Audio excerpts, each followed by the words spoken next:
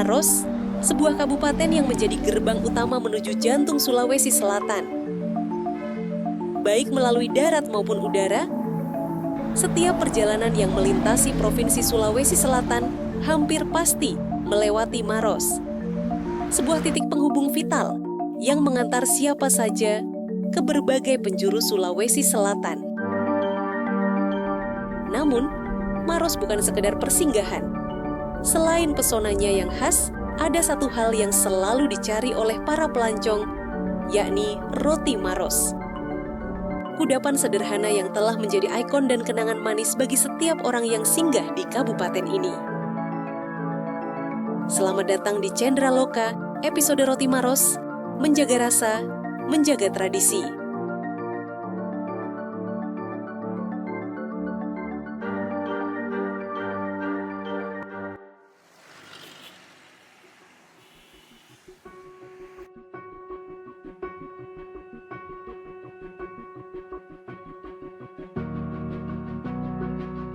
Nama saya Muhammad Fauzi Ramadan, umur saya 24 tahun. Saya sebagai owner Roti Maros Karengta.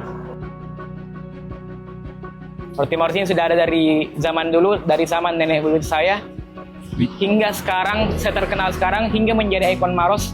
Kenapa bisa? Karena dari segi tekstur yang lembut dan rasa selai yang beda dibanding roti-roti lain.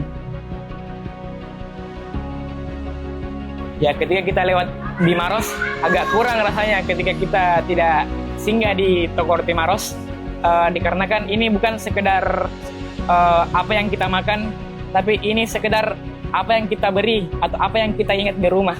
Nah, ketika kita dari merantau, dari bekerja, dan ingin pulang ke kampung halaman, pastinya roti Maros bisa menjadi kehangatan bagi keluarga kita masing-masing.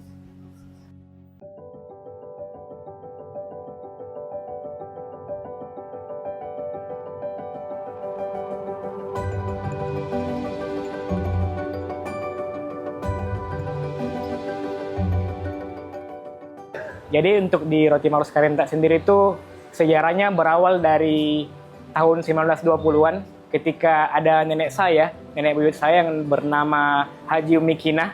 Dia bekerja di pabrik roti milik Belanda. Turun lagi ke anaknya yaitu Haji Nuraini. Nah, dia membuat roti skala rumahan yaitu per biji-bijian. Generasi berlanjut turun ke generasi pertama yang mempelopori pertama kali Roti Maros. Nah, ini ada nenek saya Haji Siti Nur Hasmah dan Haji Abdul Aziz. Mereka lah yang mempelopori pertama kali Roti Maros. Pertama kali dijual pada tahun 1990-an, yang dimana Roti Maros ini identik dengan roti yang berbentuk kasur dan selainnya yang khas gula merah dan santan. Nah, ini situasi tokonya pada saat itu. Foto jadul ini merupakan Roti Maros yang dibungkus menggunakan koran. Berlanjut ke generasi kedua, yang dimana generasi kedua ini itu almarhum eta saya yang membuka toko cabang baru Istana Roti Maros 2 pada tahun 2004, letaknya di Jalan Andi Nurdin Sanrima. Nah, setelah itu dia kembali membuka cabang di tahun 2013, yaitu Istana Roti Maros 2 di Belang-Belang pada tahun 2013. Inilah penampakan tokonya. Selanjutnya, generasi berlanjut, turun di saya sendiri yaitu Muhammad Fauzi Ramadan sebagai generasi ketiga dan juga pelopor Roti Maros Kukus pertama. Nah, di sini ada perubahan sedikit yang dimana toko sebelumnya itu Istana Roti Maros 2, saya sebagai generasi ketiga rebranding toko saya menjadi Roti Maros Karengta di tahun 2023. Dan saat ini dikenal oleh masyarakat Sulawesi sebagai pelopor nomor 1 Roti Maros Kukus.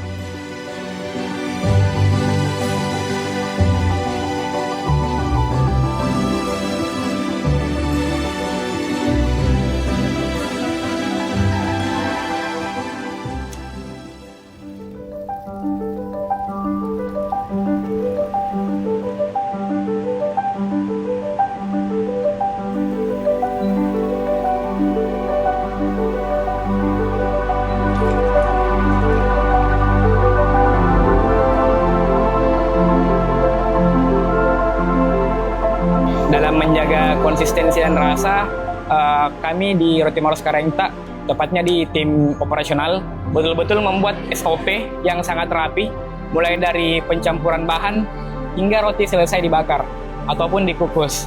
Nah, SOP ini saya buat tidak sembarangan, karena betul-betul saya ambil dari resep nenek buyut saya.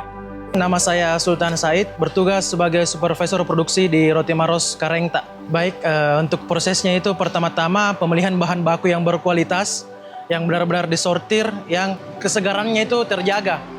Terus setelah pemilihan bahan baku tersebut ditimbang dan ditakar yang akurat untuk menjaga rasanya agar tetap konsisten.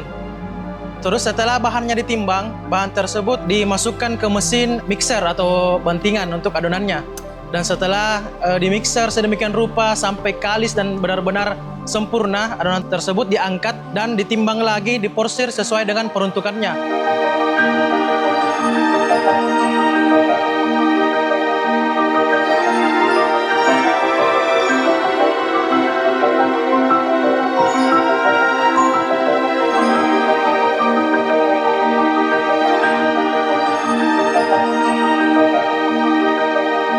Adonan yang telah masuk di loyang itu dimasukkan ke dalam mesin proofing.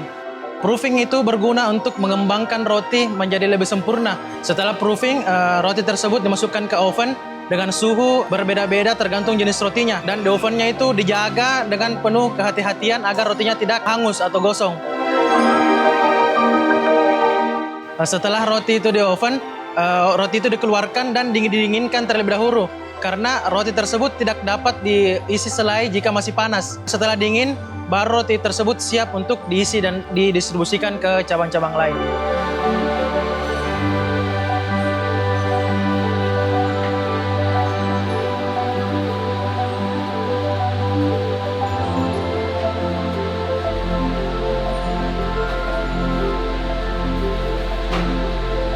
Dampak yang saya rasakan dengan adanya Roti Maros Karengta ini yang sekarang, saya dan teman-teman di produksi itu rata-rata adalah masyarakat sekitar sini yang diperdayakan oleh CV Karengta Utama Group.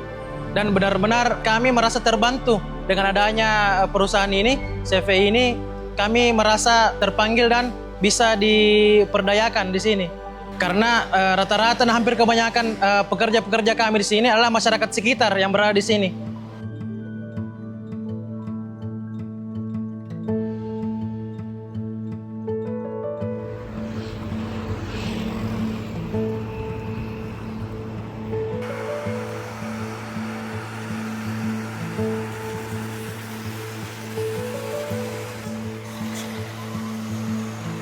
Nama saya Pak Mastur dari Polewali Mandar. Walaupun bekerja di Maros, tapi setiap minggu lewat di Roti Maros Karengta ini. Ya, tanggapan saya karena memang Roti Maros ini punya rasa khas tersendiri ya. Jadi orang-orang dari daerah itu ketika pulang ke daerah harus bawa oleh-oleh. Nah, yang paling praktis dan aksesnya gampang ya Roti Maros. Tamu-tamu dari Jakarta pun itu senang dengan Roti Maros. Setiap tamu kita yang dari Jakarta pasti mempertanyakan Roti Maros mana.